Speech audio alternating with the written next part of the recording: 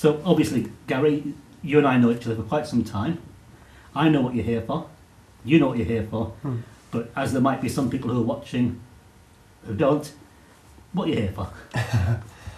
I'm here to become slim again. Right, and slim again means you have been slim before. Yeah. When was that? I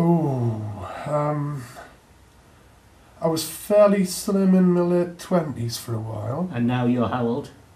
I'm 40. Right. And I was the slimmest I've ever been as an adult when I was about 17, 18. Right, so it's really 20 or more years since you were as slim as you would perhaps like to be again? Yeah. What sort of weight are we talking about for that? About 15 stones for me. Right, and now you're much more than that? Yeah, just over 20. Just over 20. And if I remember rightly, you've already lost some weight recently? Yeah. Yeah, through your own efforts? Or Yes. so what were you before that? What's it been up to? About 22 and a half, I think. That's as high as it's been? And more recently, just before you lost weight?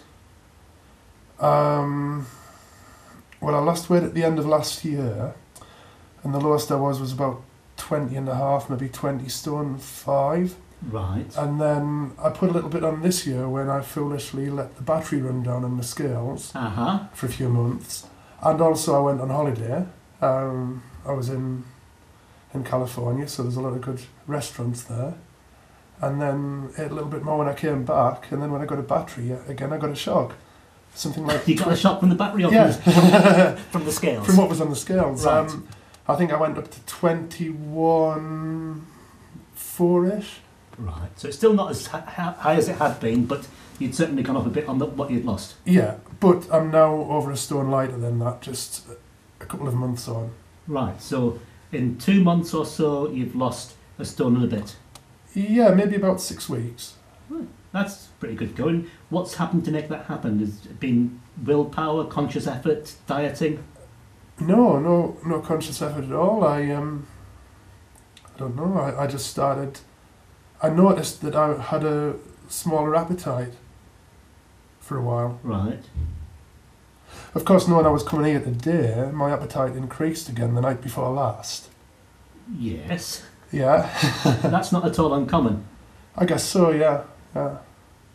So last night I had a takeaway and about half a chocolate orange. Right, so what you weigh today may not be representative of where you really are in the scale of things. I was down to about 19 stone 12 about a week ago on a morning, but of course that was on a morning after I'd had little to eat. As soon as I got out of bed. Right. And maybe, well, not as clothed as I am now. Right. And when you got weighed here today, you were 20 stone... 2. So, basically, we're in that ballpark, think of around 20 stone at the moment, give or take a pound either side. Okay. And it sounds like from what you just said that you're thinking of heading back down towards 15 stone. Yeah, and that would be excellent if it was 15 stone. Yeah. What would be acceptable? Anything more than half a stone less than I am now. Right, so any loss is great and acceptable, but what are you going to do? Well, it would be lovely never to see any digit higher than a 1 at the front of my weight again, ever again. Yes. Yeah. That's a good first step. That's acceptable. Certainly achievable. And, well, yeah, almost there now. And I would like to get to around 15. I think if I got below 14 and a half, I wouldn't look right for my stature. Quite a big person height-wise and frame-wise. 6'3" as well. I briefly, when I was about 17, got down to about 14 and a half stone for a week or two, and people said I looked pale and thin. Yeah.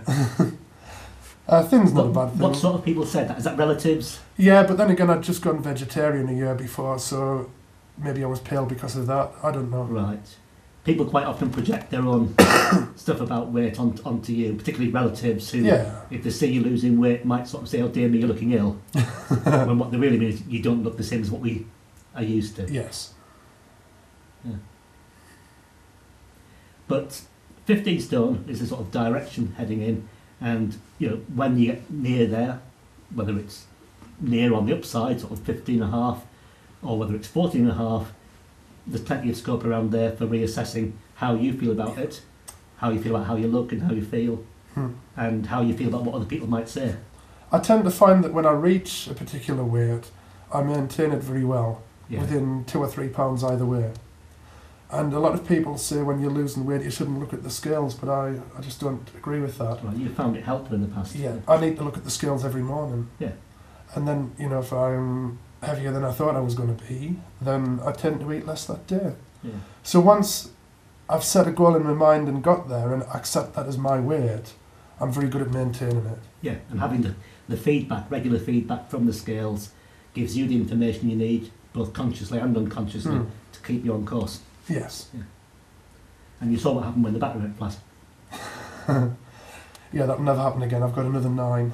Yeah. So, you know, what I heard you say just a few seconds ago was you need to get on the scales every day, keep you on course. Absolutely. Well, I'm wondering, is that a real need or is it useful? It's useful. Yeah. It's important to me. Yeah, I get on the scales more than once a day, but the only one I really take notice of is as soon as I've got up in the morning. Mm-hmm. Yeah, that's probably the best idea. Yeah, anything that fluctuates higher than that, I'm aware that it's because I'm eating and I'm drinking, and I haven't just been lying in bed for 7 or 8 hours. Yeah. Excellent. So, again, you and I know that you have experience, knowledge, practice as a hypnotherapist, psychotherapist, all sorts of other things related to that. But I don't know what you know. And so I'm wondering what you think might happen here to help you lose weight. Okay. What do you imagine might happen? I'm thinking that when I'm in the country, I'll be coming here something like once a week, and that coming once a week will help reinforce things and know that there's somebody else who's watching out for me, and that's a good thing. I also hope that I will quickly get back to that state where my appetite is a lot smaller. Also, I don't want to cut out any particular food from my life. I think that looking at the long term, I have to adopt a healthy eating lifestyle for life. But that can include other things. You know, it's okay to have a pizza or some chocolate or something like that, because I might want to. I just might not have as much. And actually, I've noticed this with things like ice cream. When you buy higher quality stuff, you need less of it. Yeah. Because it satisfies me. So the more you enjoy the food, the more easily you're satisfied. Yeah, and I need less of it. Yeah. And this is, you know, what most connoisseurs and gourmets would tell you. Whether they're a connoisseur of fine wine or fine food, they get a great deal of satisfaction from a small amount of food because they're really paying attention to it and enjoying it. And how would it be if you adopted that sort of attitude? Yeah, I'm halfway there already.